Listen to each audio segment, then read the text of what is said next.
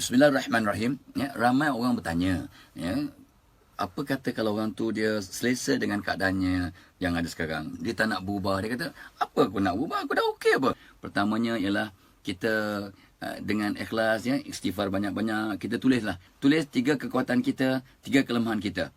Yang kita sedar, ya, yang kalau kita keluarkan kehebatan akan jadi lebih baik. Yang kita atasi masalah tu, kita akan berubah bertambah positif. Ramai orang gagal.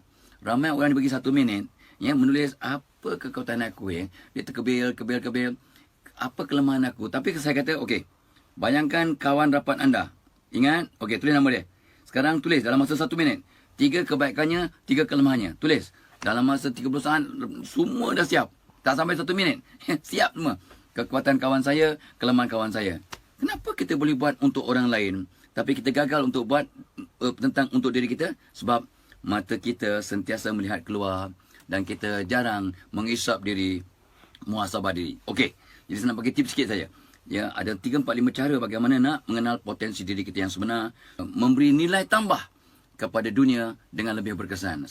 1, cara nak mengenal diri ialah istikharah, ya, dan istighfar banyak-banyak, minta Allah berikan kita hidayat untuk mengenal pasti siapa diri awak sebenarnya, potensi, kehebatan, kecemerlangan dan X factor dalam diri. Yang kedua, nama.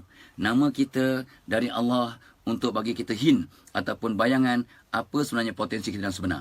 Rupanya nama kita adalah doa. Nama kita ni adalah satu terapi kepada semua kelemahan yang ada dalam diri kita ni yang Allah telah berikan. Nama kita dari Allah. Dengan izin Allah, ya, rupanya fizikal kita ni akan memberikan gambaran tentang potensi kita.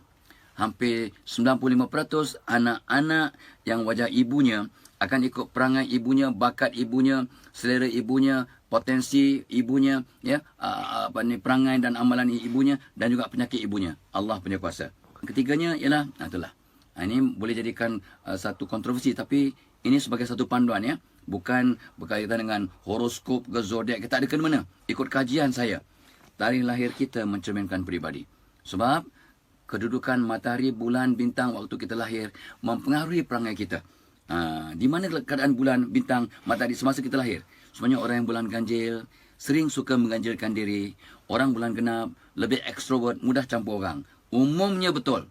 Orang yang bulan ganjil yang agak keras hati, yang banyak simpanan, yang orang yang bulan 5, bulan 9, bulan 11. Ini kajian, ya, Allah punya kuasa. Dan orang yang bulan genap yang kata orang tegas, keras, ialah orang bulan 2, bulan 4, bulan 8 dan bulan 12. Jadi kita akan berdoa untuk mengeluarkan kehebatan kita satu persatu, ya, dan mengatasi kelemahan-kelemahan kita satu-satu. Sama jugalah dengan warna kegemaran mencerminkan peribadi, ya, anak keberapa urutan tu. Anak sulung lain perangai, anak nombor 2, nombor 3, nombor 4, anak bongsu. So ni semua kena belajar, ya. Jadi perkara-perkara, dan of course satu lagi aspek untuk mengenal peribadi ialah grafologi. Bentuk tulisan kita. Semua orang hebat, tulisannya besar. Orang tulisan condong ke kanan, ikut kajian, Allah punya kuasa, mudah nak campur orang. Orang tulisan condong ke kiri, ya, ini semua Allah punya kuasa, ya, mencerminkan anda introvert, suka bersendirian, ya, tak suka berubah. Nampak? Orang tulisan tegak, ni majoriti. Dia bertindak ikut situasi, kondisi, dan dia adaptable, ya, ubah sesuai mengikut keadaan. Dan orang yang campur-campur tulisannya, orang yang tak tetap pendirian. Jadi ni antara cara mengenal peribadi dan potensi diri. Untuk apa? Untuk keluarkan kehebatan, atasi kelemahan, untuk maju ke depan. Ini kena belajar, ya. Kena belajar, kena bincang, ya. Kena pergi kursus, kena baca buku, kena surf internet. Mudah-mudahan anda akhirnya dapat mengubah. Jangan selesa dengan keadaan biasa, sebab Nabi bersabda, orang yang 2 hari berturut-turut tidak berubah pasti menuju ke arah kegagalan. Therefore, untuk berjaya dunia akhirat, jom terus berubah dengan mengeluarkan kehebatan, atasi kelemahan, move forward untuk memberi khidmat kepada masyarakat dengan lebih berkesan. Wassalamualaikum warahmatullahi wabarakatuh.